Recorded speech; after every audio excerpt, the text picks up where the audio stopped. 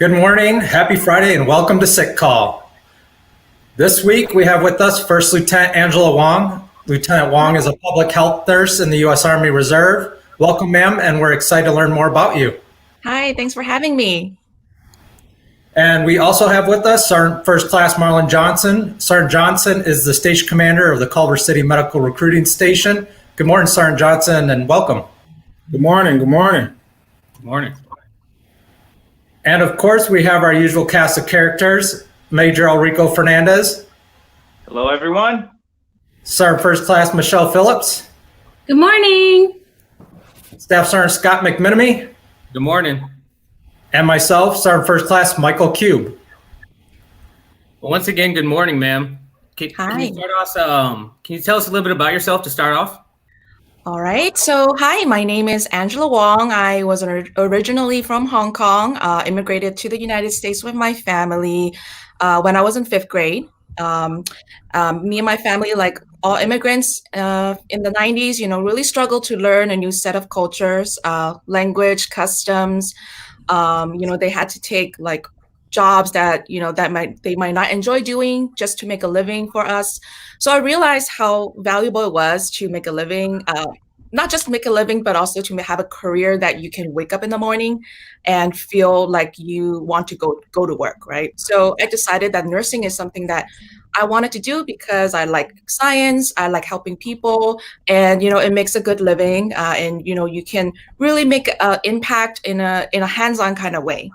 So I went to a city college to get my associate's degree, and then afterwards did the 2 years RN BSN program at Cal State Fullerton. And then since then, I've been working as a community nurse, working with seniors, Native American community in the LA area. And I've also worked for Orange County TB Clinic. And then now I work for LA County, the local health department. And I'm currently working on case management for COVID outbreaks so it's just exciting. It's an exciting time for public health right now. Lieutenant Wong, what exactly drew you to your decision to join the U.S. Army Reserves? First of all, public health to me is like a specialty of nursing that is unique in that, it's away from the traditional nursing setting. We work away from the hospital, we're away from the clinic, and we're not dealing with people who are like acutely sick.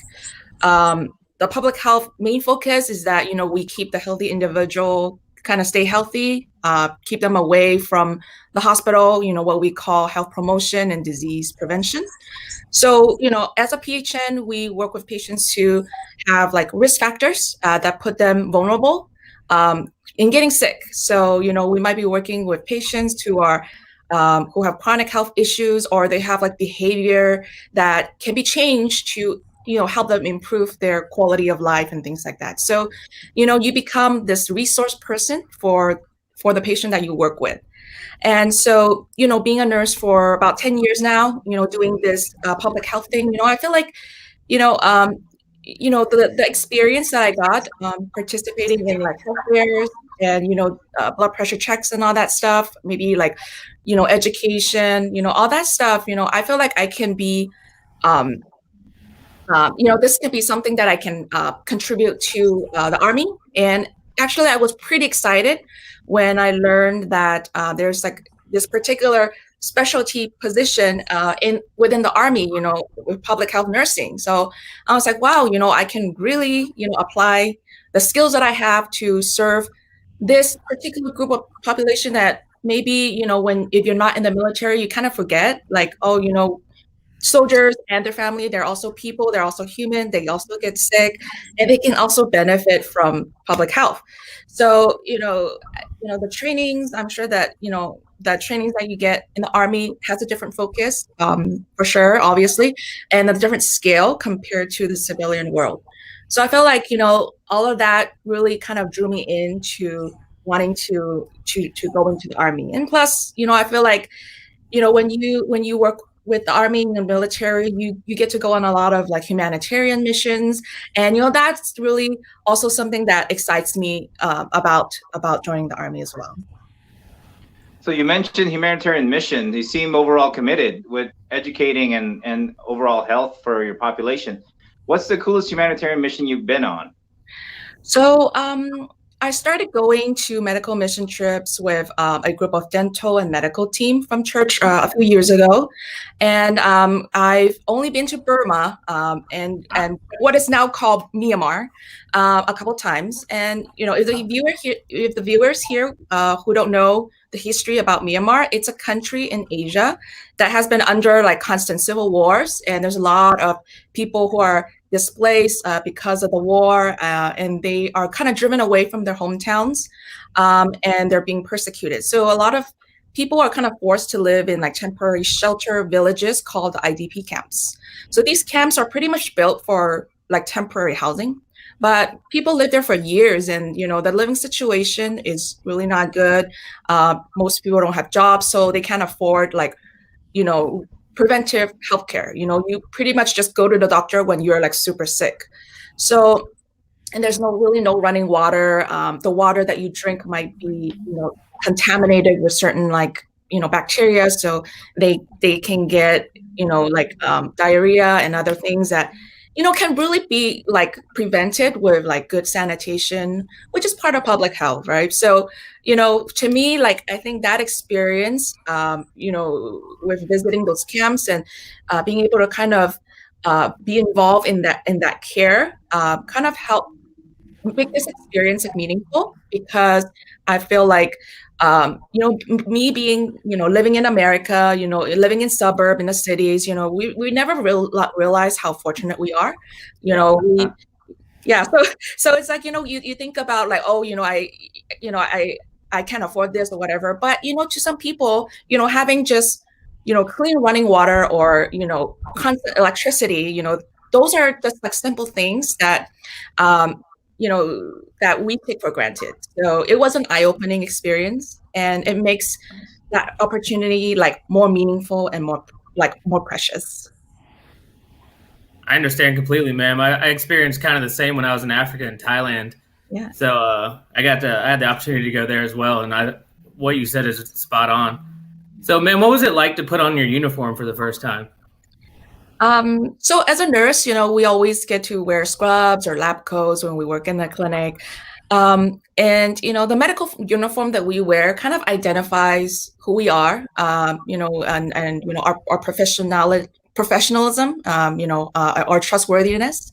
And I think it goes the same way with like putting your Army uniform. I felt like I'm no longer an individual civilian, but I'm a part of a bigger collective of people with a special purpose, like a call for duty, and it sets me apart. And it also reminds me that I'm doing something that is that has a bigger cause, greater calling, and a larger impact, right? So it reminds me that I have this commitment to serve this country and to protect those people, the people that I serve. So I obviously, for sure, I feel really proud wearing the uniform, and I made sure to keep my back straight when I'm in uniform.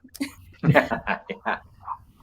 So, man, with putting on your first uniform, obviously, most people like us have families, and they're a big part of our decision-making process. How did your family feel about your decision to join the Army? Yeah, I think like most people who aren't familiar with the military, including myself at first, before I, joined and I did my own research, we imagine joining the Army as like being drafted into the military and they ship you to the battlefield and the next day and you're like frontline, but that's really not the case with the Army and, with Army medicine. As a nurse, I think we're commissioned to help the Army to take care of soldiers and their families with whatever skills that we have, whether you're public health or you're ICU, acute care. We do medicine in the Army. We take care of the health of the soldiers.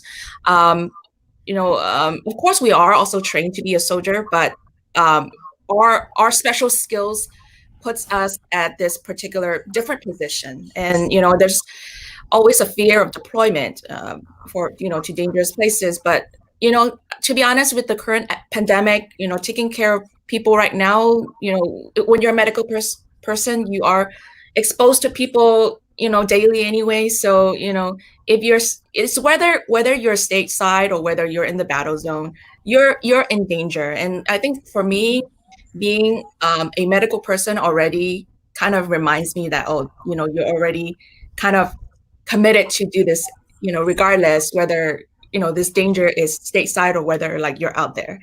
I mean, in the end, I think my husband is proud to be a military spouse.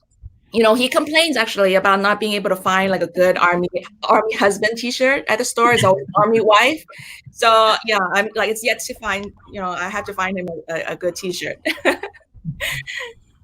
All right, ma'am. My team and I had the privilege of assisting you with your application process and introduction to the United States Army. Some of the things I would like our viewers to know about joining the U.S. Army Medical Team that is a public health nurse: we have sign-on bonuses and student loan repayment. But most of all, if you have a calling on your life, a call to serve others, this is the team that you want to be on. If you live in the Culver City, LA area, and you're interested in exploring a career in the United States Army, you can contact me at the information you see there above, and me and my team will definitely assist you. Thank you. Well, I think with that, ma'am, we have time for one final question for you. So if there is one thing that you could let our viewers know about whether your application process to join maybe, or why they should choose to answer the calling to also serve in the capacity of public health nursing, what would you tell them? I would say if you are interested in serving in the military as a nurse, you should do your own research and talk to a medical recruiter about it. There's a lot of misconceptions, a lot of myths about joining the Army that, you're kind of like signing your life away or whatever. But, you should educate yourself on what kind of opportunities that are out there that the Army is providing for you. And, think about where your passion lies. You might not be paid like equally as if you're like, working in, the hospital setting, but, that's a monetary kind of value.